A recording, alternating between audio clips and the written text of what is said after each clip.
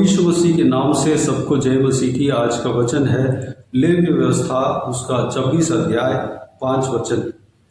यहाँ तक कि तुम दाख तोड़ने के समय भी दावनी करते रहोगे और बोने के समय भी भरपेट दाख तोड़ते रहोगे और तुम मनमानी रोटी खाया करोगे और अपने देश में निश्चिंत बसे रहोगे। मेरे प्रियो, यह आशीष वचन परमेश्वर अपने धर्मियों के लिए देता है।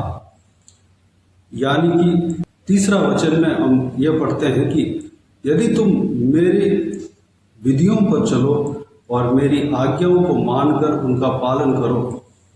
यानी कि जो व्यक्ति परमेश्वर के विधियों पर चलता है और उनके आज्ञाओं को मानता है, उसको यह आशीषें मिलता है। वैसे तो इस अध्याय में 3 वचन से लेकर 13 वचन तक बहुत सारे आशीषें दिया गया है। ये सारा आशीषें उनके लिए दिया गया है जो लोग परमेश्वर के विधियों पर चलता है, परमेश्वर के आज्ञाओं को मानता है।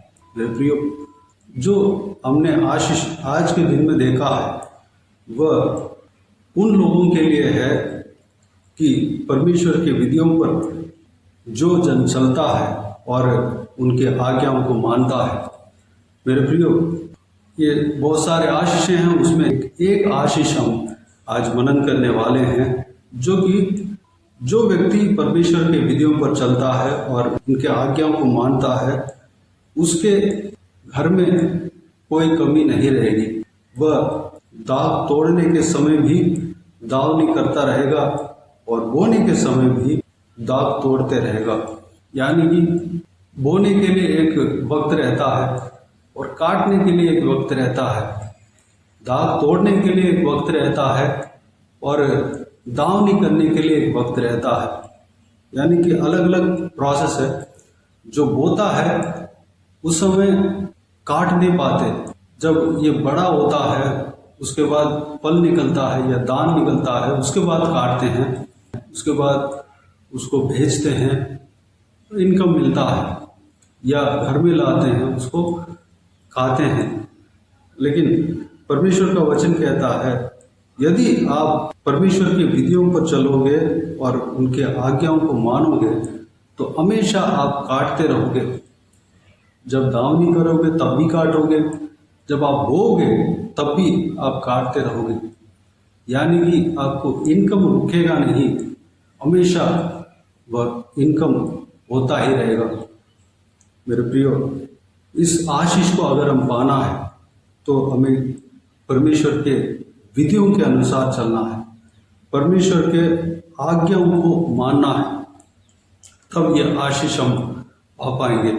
आइए इस बहुमूल्य वचन के अनुसार हम परमेश्वर के विधियों पर चलने के लिए और उनके आज्ञाओं को मानने के लिए अपने आप को परमेश्वर के हाथों में समर्पित करें। आने वाले समय पे और भी आशीषें हैं, हम मनन करेंगे। आइए हम प्रार्थना में जाएं। प्यारे पिता, दयालु परमेश्वर, आपको धन्यवाद देता हूँ आज के इस आपके बहुमूल्य वचन के लिए। आपको धन्यवाद देता हूँ परमेश्वर, बीते हुए दिनों में हमें संभाला, बचाया, सुरक्षित रखा। आपको धन्यवाद देता हूँ आज के इस आपके बहुमूल्य वचनों में जो हमने मनन किया। परमेश्वर, सारे बातों के लिए आपको धन्यवाद देता हूँ।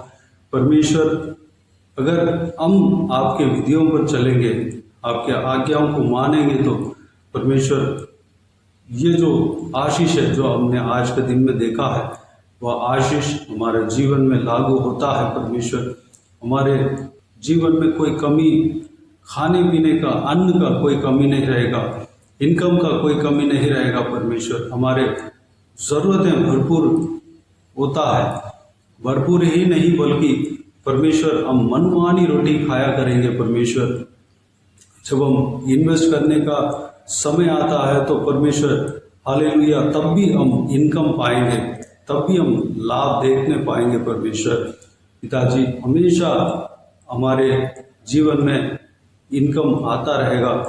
हालेलुया परमेश्वर, वह तब होगा जब आपके आज्ञाओं पर हम चलेंगे। परमेश्वर पिताजी, यह आशीष हमारा जीवन में हालेलुया काम करने पाए, परमेश्वर अनुग्रह देना।